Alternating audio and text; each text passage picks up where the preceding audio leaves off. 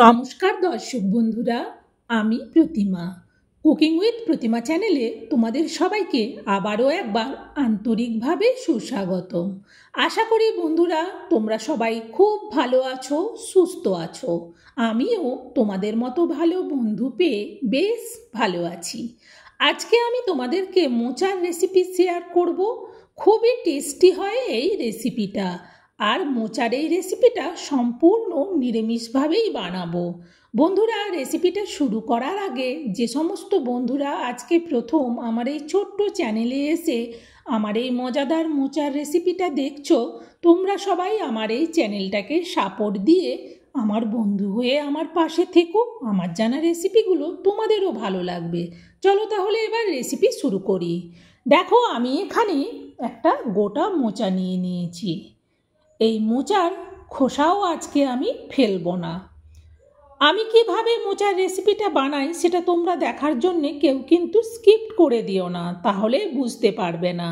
চলো এবার এই মোচাটা আমি ভালো করে কেটে নিই, কেটে একেবারে ধুয়েও নেব। দেখো, মোচাটা পুরোটা কেটেছি, কেটে ধুয়েও নিয়ে আমি কড়াইয়ের মধ্যে রেখে দিয়েছি। এই খোসাগুলোকেও এইভাবে আজকে কাজে লেগে যাবে। মোচার কোনো অংশটাই আজকে আমি ফেললাম না। এবার এটাকে আমি সেদ্ধ করে নেব। চলো সেদ্ধ করে নিই। দেখো, মোচাটাকে সেদ্ধ করে নিয়েছি। আর সেদ্ধর সময় এতে অল্প একটুখানি হলুদ দিয়েছিলাম। এবার এটা আমি ঝুড়ির মধ্যে ঢেলে দেবো। দেখো, ঝুড়ির মধ্যে ঢেলে দিয়েছি। এখন এটা বেশ গরম, একটু এটাকে ঠান্ডা করে নিতে হবে। দেখো, মোচাটা বেশ ঠান্ডা হয়ে গেছে। এবার আমি এই মিক্সার জারের বড় জারটার মধ্যে দিয়ে দিচ্ছি। যতটা ধরবে একসাথে ততটাই দেব। দেওয়ার পর এটাকে আমি পেস্ট করে নেব। এতে অল্প একটুখানি জল দিলাম। জল দিয়ে এবার এটা ঢেকে দিচ্ছি, পেস্ট করে নিই। দেখো, পুরোটাকে সুন্দর করে পেস্ট করে নিয়েছি। এরপর আমি গ্যাস জ্বেলে দিয়ে কড়া বসিয়ে দিয়ে তাতে দিয়ে দিচ্ছি সরিষার তেল। খুন্তি দিয়ে তেলটাকে একটু কড়ার উপর পর্যন্ত চাড়িয়ে নিচ্ছি। তেলটা গরম হয়ে গেছে, এতে এবার দিয়ে দিচ্ছি একটা তেজপাতা, 4 পিস শুকনো লঙ্কা, অল্প একটু 5 ফোড়ন আর একটু গোটা জিরে। দেওয়ার পর 2 মিনিট এগুলোকে ভেজে নেব। এগুলো ভাজা হয়ে গেলে এবার আমি এতে দিয়ে দিচ্ছি চা চামচের মাপে গ্রেট করা আদা 2 চামচ। দেওয়ার পর খুন্তি দিয়ে আদাটাকে তেলের সাথে নাড়তে থাকবো, আদাটা যাতে সুন্দর করে ভাজা হয়। আদাটা বেশ ভালো করে ভাজা হয়ে গেলে এবার এতে দিয়ে দিচ্ছি পরিমাণ মতো হলুদ। হলুদ দেওয়ার পর এবার এতে দিয়ে দেবো বাটা মোচা। পুরো মোচাটা আমি পরিষ্কার করে বের করে নিচ্ছি। এরপর খুন্তি দিয়ে এবার মোচাটাকে নাড়াতে থাকবো। এটা বেশ একটু পাতলা মনে হচ্ছে।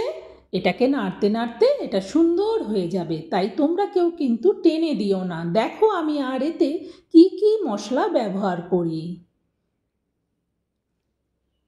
এইভাবে যারা কখনো মোচা বাটা খাওনি, একদিন খেয়ে দেখো, খুব সুন্দর লাগে। মোচার কোনো অংশই কিন্তু ফেলতে হবে না, পুরোটাই কাজে লেগে যাবে। কিছুক্ষণ এটা নাড়ার পর এতে দিয়ে দিচ্ছি পরিমাণ মতো লঙ্কার গুঁড়ো। ঝালটা যে যেমন পছন্দ করো সে সেই অনুযায়ী লঙ্কার গুঁড়ো দিও। এইভাবে খানিকক্ষণ এটাকে নাড়তে হবে। এরপর আমি এতে দিয়ে দিচ্ছি 1 চামচ জিরে গুঁড়ো। জিরেটা দেওয়ার পরেও আবার এটাকে নাড়াতে থাকবো। এখন শুধু কাজ খুন্তি দিয়ে এটাকে নাড়ানো।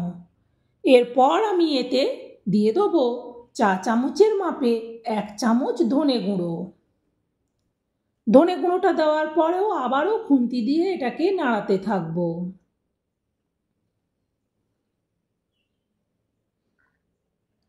এরপর এতে দিয়ে দিচ্ছি পরিমাণ মতো লবণ আর দিচ্ছি অল্প একটুখানি চিনি।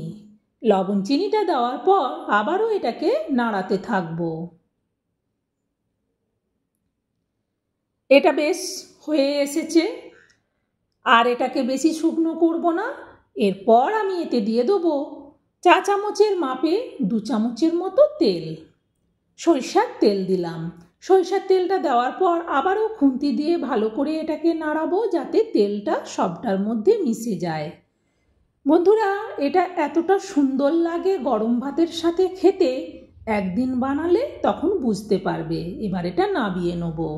নাবিয়ে নিচ্ছি এই থালাটার মধ্যে। বন্ধুরা, আজকের এই নিরামিষ মোচা বাটা তোমাদের কেমন লাগলো সেটা কিন্তু অবশ্যই কমেন্টে জানিও।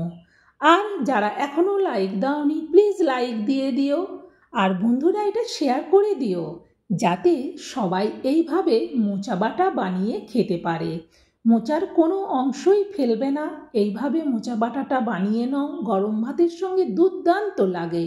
আজকের মতো রেসিপি শেষ। সবাই ভালো থেকো, আবার পরের রেসিপিতে